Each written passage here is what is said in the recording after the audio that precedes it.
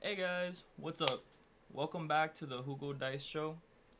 I know this is a 2 days late. I wanted to do this yesterday. I couldn't get to it. The game happened while I was working. Happens. Sorry, I wanted to get to this as soon as possible. But, you know, things happen. We're here today. We're here to talk about it. We're going to talk about the Fulham game. We're going to talk about the VAR controversy. We're going to talk about the drama around the club, a new signing, a lot of outgoings. We're here to talk about it. So let's just get right into it. Let's start off with the game because that seems like the simplest thing. Honestly, the game was 2-0. We ended up winning. Felt nice. People were complaining about the VAR thing. I think PGMO MOL, I don't know what their actual name is called, but the name of the group has come out saying that the referee made a mistake in that game over the Chalaba goal, the Kings goal. But yeah, I mean, what can you say? Like, I don't think that's the case. I don't think it was. I mean, he stepped on Chalaba's foot that impairs the goalkeeper's ability to do something. Like, you know, not goalkeeper. I'm I'm fried. Chalaba's the defender's ability to stop him. It literally injures him. It impacts the goal completely. I don't think no, I don't think it was a bad call, honestly. But I mean, they're saying it is. Anything that has to do with Chelsea in terms of VAR stuff, we're always in the middle of controversies. We're always the ones on the short end of the stick. That game felt like the first time we've actually had calls go in our favor in terms of things like that. I remember years ago, I think it was in the Potter era, where this defender put his hand out and he came onto the game afterwards in a post match conference saying like, "Oh, my dad was a goalkeeper" and stuff like that. Like, it's insane how the narrative shifts with the media when it becomes a Chelsea thing. When it's always a Chelsea thing, they're always ready to come up in arms, and that's why referees and VARs and all that are afraid to give Chelsea the calls that they deserve. Mourinho said it himself. It is what it is. We got the calls. Next, it's the handball in the box, Enzo's goal with the penalty. Um, no, I mean it was solid. He made himself bigger. Um, yeah, he made himself bigger. Like he went hand up in the air. You can't have your hands up in the air like that in the box. Like, sorry, it's a rough day for Fulham fans, and I feel it. Like, I would feel hard done if I was a Fulham fan in that game. But the reality is that that's what it was. That's what happened. João Pedro also had a handball in that instance. At least they were looking at it. It's his hands were down here, his as close to the body as it can be. The players can't be penguins either, but you can't have your hands up here or around this level. Like, that's just common sense. That's just something they teach you in grade school. But happens. So Enzo gets the goal. Joao Pedro gave it to him. I don't know if what the pecking order is after Cole Palmer and in that situation who gets the penalties, but yeah. I mean, Enzo's goal looked great. His first half was shaky. Especially, like, I say that, but he got an assist towards the end, which was like at the 52nd minute, I think, and it's one of those things that you have to watch the game to understand what I mean by shaky. Because if you look at the stats, he has the goal with the pen and he has an assist for Joao Pedro's goal, and that already warrants a good game. But when you watch the first half, he himself holds himself to higher standards. He himself holds himself to you know, a different level. He's a World Cup winner. He knows what it takes to win. He knows what level he needs to be at. He knows what the team needs. He knows Maresca's system. He knows what's being asked of him, and if he's not completing it, he gets frustrated because he knows where he should be at. And I think he was frustrated. I think you could tell he was not happy with himself, and that's what you like to see. That's what I like to know. Especially as when he's my captain of my team. Looked great. He came out in the second half. He looked a lot better. He looked a lot better in the second half. I'm gonna give him time to ramp up the engines, get it going, get it moving. Things are gonna happen. Him and Caicedo have played a lot of games already. I'm a little worried about that. I kind of want them to rest a bit, especially since we got the Champions League draws and their first two games are pretty hard games. I want them ready for that game, for those 2 games. But let's talk about Delap's injury. We're having a striker crisis right now. It's in 2 different ways. You know, João Pedro is looking like the signing of the summer, but he needs a backup. He can't play all games, 90 minutes. He needs somebody else. I heard the board went out of their way to bring back Jackson. Then Jackson didn't want to come back. He said no. He was doing this whole thing. I get it. If I was Jackson, I'd probably do the same. Maresca's already given up on me. I'm not part of the plans anymore. To be fair, Jackson kind of did it to himself with those 2 red cards. I don't know why he thinks he's justified in getting 2 red cards and thinks that his spot's secured like that. But, you know, what can you do? So, there's that. Let me fix this camera real quick. Yeah, let's go like right here. So yeah, I mean, that's what Jackson and stuff, but realistically, he's gonna go back to Bayern. I heard we're getting it for 16 million plus an obligation to buy, so they're gonna have to pay 50 million for him. So it's like 70 in total, which isn't bad money. We got good money for Jackson. He's going to Bayern. He's gonna ball out in Bayern. That team, that league is, you know, he's gonna do good in Bayern. I don't know if he'll do good in Champions League, but I know he'll do good in Bayern. He's gonna get a winner. That's good. Let's see. Tyreek George leaving, gone. Not gonna be around. He went to Fulham. Funny enough, after we just finished playing him. That's kind of funny too. But yeah, you know, there's that. There's I heard Guiu's coming back. That's what I wanted to mention. Guiu is getting called back from Sunderland to be the backup striker now. I don't know why we didn't just go into the market for it, but I guess since he's Sunderland's 3rd choice striker anyway, it's not the worst thing in the world. I don't know how many minutes he was going to get. I don't know how many minutes they were going to give him. And Guiu's good. Guiu's solid. I mean, in the Conference League, he played really good. Like, I would want him to stay. Yeah, I mean, he has a spot on the team. He should be good enough for when Pedro's not around. And to hold it down while Delap is on his injury. It sucks that it happened like 12 minutes into the game. He pulled a hamstring. Those type of injuries are things you can't see. You can't know. So, yeah. Yeah, I mean, for the most part, that's what the striker whole case. We got a new signing. We got Brighton's 3rd stringer again. I don't even know how to pronounce his name. I don't even want to say it because I feel like it's just, I'm butchering it. It's like Buyokan, something like that. No expectations. I trust the board. I'm going to give him a chance to see what he does. I don't know why we got him, for example. I don't really know his position too well or why he's so fluid. I don't know why we get so many Brighton players. But, I mean, João Pedro's the last one we got from Brighton, and he's looking to be, like, the best signing of the summer. He's looking to be the best 9 right now out of everyone who got signed this summer.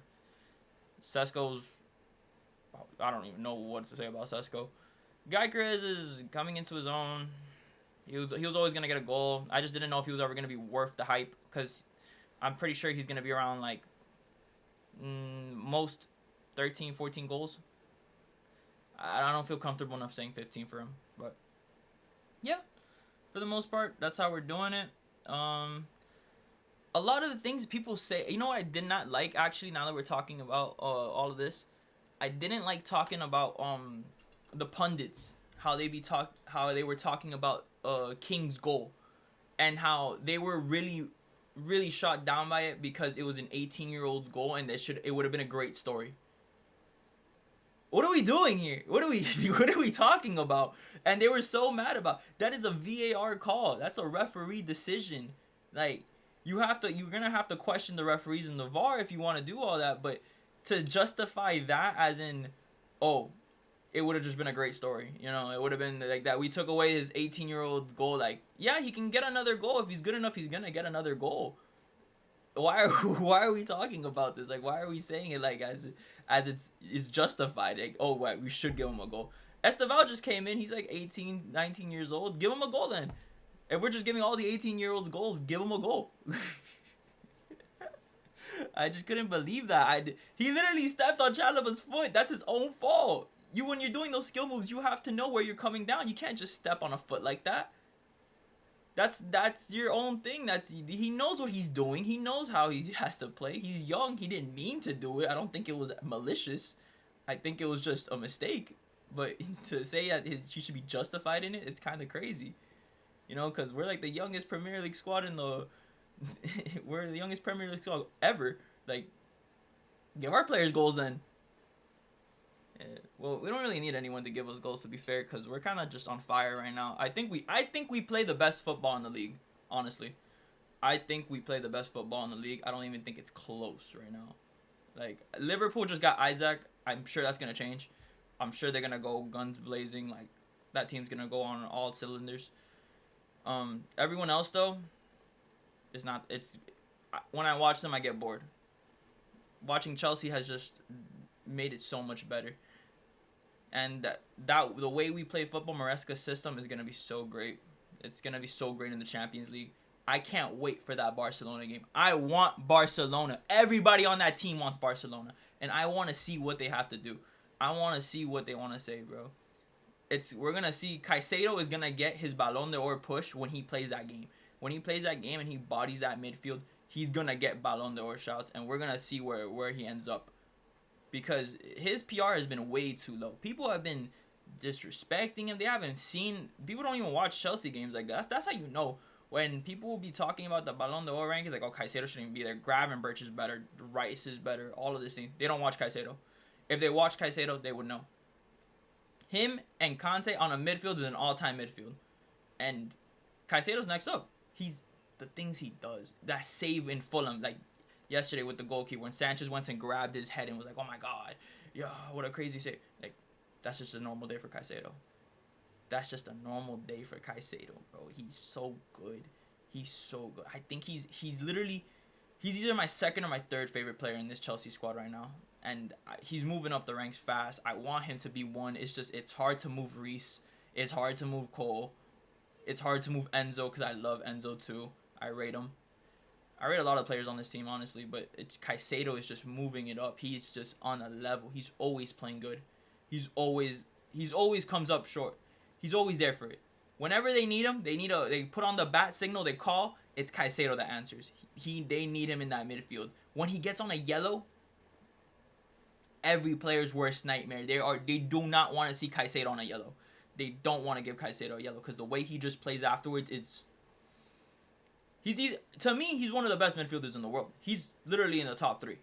He's in the top 3. I don't think it should be argued. I don't think it should be close.